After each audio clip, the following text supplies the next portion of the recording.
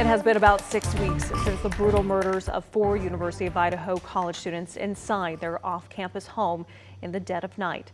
Still no answers for the families of Ethan Chapin, Madison Mogan, Xana Kernodle, and Kaylee Gonzalez as to what happened to their loved ones inside that house on King Road.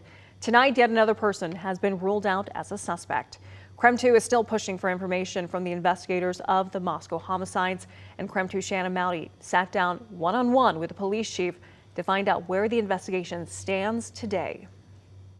Just a few hours ago, Moscow police released an update in this case saying there is still no identified suspect. But already the department is looking ahead to the day of an arrest, and that is heavily factoring into how we're seeing information come out now.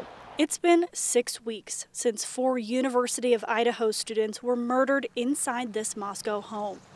And with no identified suspect and leads still being tracked down, Moscow police are looking ahead. It's not just about today, it's about in a year from now or whenever we make an arrest and go to trial.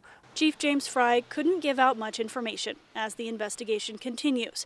He acknowledges that can be frustrating to those desperate for answers. And we're fact finders. That's what an investigation does. It puts all the pieces together so that we can paint the picture, so that when an arrest is made and it goes to trial, that we can lay that all out for a jury to be able to see the facts and see how we got from point A to point B.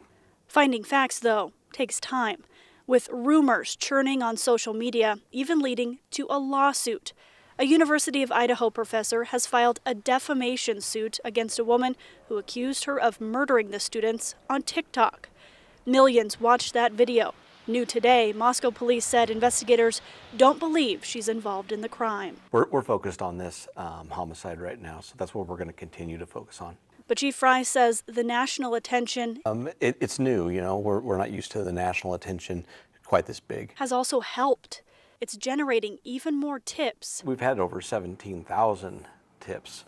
A nationwide team's helping sort through those. Law enforcement says even if you know something you don't think is pertinent to the case, maybe you saw something that you don't know is the key, but maybe detectives and law enforcement know that that's the thing they need. That's exactly right, and that's why we've asked people, you know, with any pictures from that night or any video, to send it to us, send it to our tip line. Because just one small tip could change everything. And we're not going to stop until we get a conclusion.